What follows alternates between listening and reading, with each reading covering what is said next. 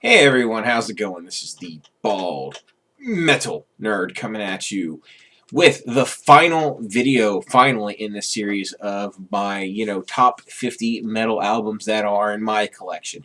And like I've said, these are just the albums that are in my personal collection that I own in physical media. So these may not even be my top 50 metal albums ever. This is just what I personally own. And also keep in mind that I set a limitation on myself of one album per band because I didn't want to have a whole bunch of albums by the same bands on here because to me that would have made it an extremely boring list. So just with those things in mind, keep in mind that's part of the reason the results are what they are. So that being said, I know I talked about this briefly in my other videos about this, where I talked about the methodology about how I picked these albums. I'm going to go into it a little bit more detail here. That way, maybe we'll understand the results a little bit better. Basically, the way I picked the albums out is I just looked at my CD shelf, and anytime I saw a band that I knew should be included, of course, I would just look at the albums that I owned by that band on my shelf, and then I would just reach for the one that I thought was their best album that I owned, right? Even because there are some bands that are on this list, I think they have better albums. I just don't own them in physical form, hence why I showed the album that I did and not a different album by that band, because I may not have my favorite album by that band. That happened with a few of them. But anyway, I just started, essentially, I any band that I thought was good, I grabbed it, right? And until I had 50 discs in front of me, right? Now, there was one inherent limitation with this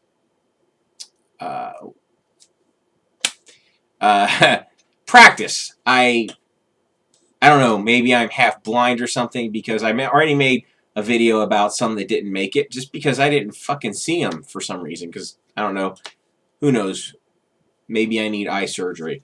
But I wanted to show another glaring omission from the list, and that would be this band, Witherfall. This is their debut, Nocturnes and Requiems. I'm just going to talk very briefly about this. Basically, think of Sanctuary / Nevermore. They're kind of like that, but of course fairly different. In fact, the lead singer of this band is going to go on to sing with Sanctuary, so whatever. But yeah, quite a great band in my opinion. Excellent, progressive, extremely heavy metal. There you go. Check these guys out. Do yourself a favor. So anyway, like I said, the biggest problem with that is I definitely missed some stuff. I don't know why, because I was totally I guess it was just totally random. Well, not random, but unplanned. In fact, I picked more than 50 albums off the shelf initially, right? So I kind of had to say, okay, I need to whittle this down to 50. So what I ended up doing, of course, is I put some of the albums just back on the shelf, which was simple enough. But of course, then I had 50 albums that I had to sort through. So what did I do? I just divided them into stacks of 10 each, so 5 stacks of 10 each. And then, I ordered the albums in each stack, right? Like, well, out of these 10 albums, this one's my favorite. So I put it on the top, and I would kind of try to order it in order of whatever I thought my favorite album was. And then when after I had each stack individualized, right, then I looked at the top albums of each stack, and I'm like, well, does this one belong in the... And then I started just doing it by tiers, right? Like, what's the top 10? What's the, blah, blah, blah. So I was to start picking albums off of each stack, and then, get a stack of 10, and then I'd look at it, and I'd be like, is this the top 10? Of course, first I'd be like, yep, I think so. And then, of course, I just did that for each tier below. Sometimes I moved them between stacks because I was like, well, So I kind of fought with myself a little bit on that. So it was definitely a, fairly gut-based sorting and rating system. I obviously didn't have time to listen to all 50 of these albums to properly rate them in any sort of real order. I just went with my gut feeling on it because I just don't have time to listen to music all the time because I have a full-time job. So, I just had to go with my memory and what I felt, more or less. So that is the how I rated them, right? So before I put them back on the shelf, I made sure to just type every band into a spreadsheet along with the release year of the album that I picked, because I knew I'd want to throw that into this as well, just to sort of sort the trends, right? And initially I was thinking, before I compiled this list, I was thinking, I bet you most of my favorite albums are going to be from the 1980s. Well, you'd be forgiven for not remembering the albums, all 50 albums from my previous videos. So I did the hard work, and I just I did an Excel spreadsheet. So how many albums? We're going to go decade by decade. The 1970s, there's only one album from the 1970s on the list, which is not surprising because it's a Black Sabbath album. Now, the only other band that was active in the 70s that was on this list was Judas Priest, right? But my favorite album of theirs didn't come out in the 70s. So hence, there's only one album from the 70s. Boom, the end, right? So, looking at the 1980s, how many were there? Well, in the 1980s, there were 10 albums that came out that made the list, which is a respectable number. So, how did the other decades do? Well, keep in mind, yes, with my extended list, there are 64 albums. So if there's only 10 in the 1980s, obviously it didn't do the best. So what decade did do the best? Well, I guess I'll kind of get to that. We'll talk about the 2010s next. Because honestly, I thought, well, there'd be the fewest in the 2010s. But I was wrong. There were 13 in the 2010s. I was surprised that there were more in the 2010s than the 1980s. That legitimately surprised me. And then I thought the 2000s. I was like, well, I don't know. The 2000s might have about the same as the 90s, maybe. I really just, again, I didn't know. But in fact, the 2000s only had 9 albums in it that made the list, which I thought was, that's, it's like, huh. Apparently, the decade that produced the most albums on this list is the 90s, with 29. So, I found that interesting. It kind of makes sense in a way, because that was when, that's probably when I bought the most music physically. Well, I still collect a lot now, but I guess I collect a lot of older releases. So, I do still buy a lot of albums in the 90s that I didn't buy back in the 90s. So, whatever. Do I think the 90s was the best decade for metal? I would say, honestly, in my personal opinion, without referring to this list, I would say, truthfully, the 80s and 90s were probably the most innovative decades for metal, and the most great metal albums were produced in those decades, right? But my list would seem to suggest otherwise. So I'm going to go ahead. We're going to talk about a little bit about the bands that fall into each decade, and if we think of them, what era we primarily consider that band as, right? So the band that were 80s bands, that my favorite albums there was in the 80s, pretty appropriate. We've got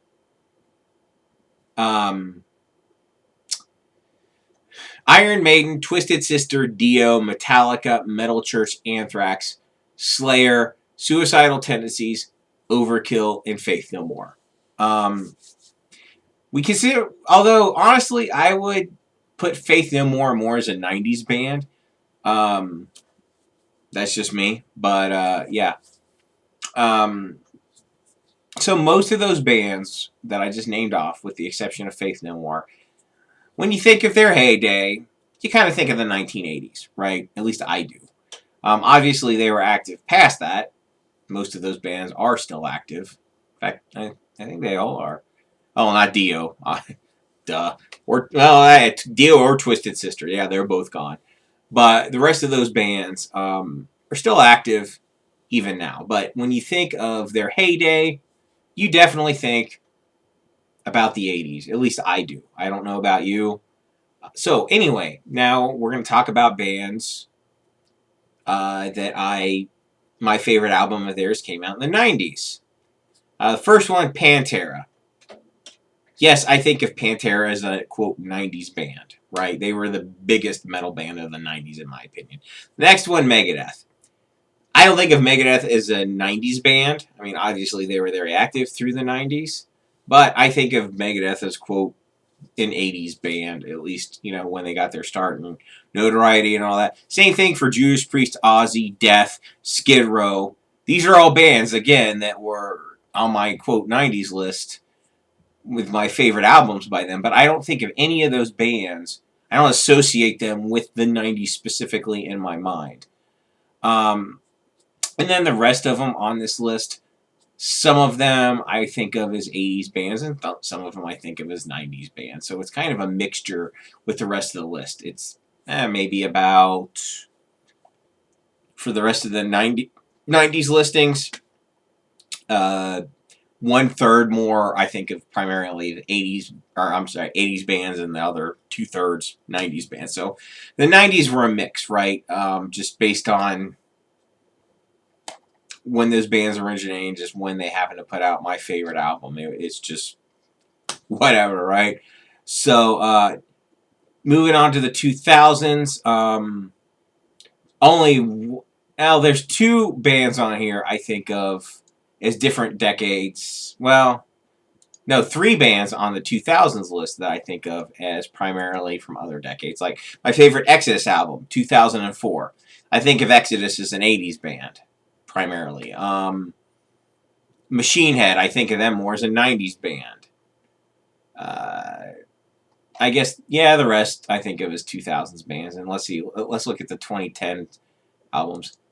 Oh, yeah, Testament was also in the 90s, and I think of them as an 80s band. So, and then looking at the 2010s, Accept. I don't think of Accept as a 2010s band. I think of Accept as an 80s band, you know. Well, shit, I think they were actually. Didn't their first album come out in, like, 1979? So, yeah, and then the rest, Amorphous, I think of as a 90s band. Sanctuary, I think of them definitely as an 80s band. Death Angel is an 80s band in my mind, you know. So even though my favorite album came out in a different decade than whatever these bands gained notoriety. So this was definitely just a completely unexpected result. I did not see this coming. That's why I honestly thought that the list would be dominated by the 1980s, but when I actually did it, it's most definitely not. So I find it interesting, and it just shows you that when bands have really long careers, your brain can disassociate when their favorite album came out versus when they, you know, rose in the ranks, so to speak. So anyway, I just thought this was interesting data to look at. I really hope you guys enjoyed going through it with me. Saw some of the flaws in my system, but you know what? I had a lot of fun making a series of videos and just, you know, figuring all this out. I hope you guys enjoyed it as well. So anyway, I'd really be interested, of course, to hear your thoughts below on any of this crap. How you think about bands versus the passage of time. Real interesting stuff. So anyway, that's pretty much it. As always, thanks so much for watching. And of course, live long and prosper and keep rocking.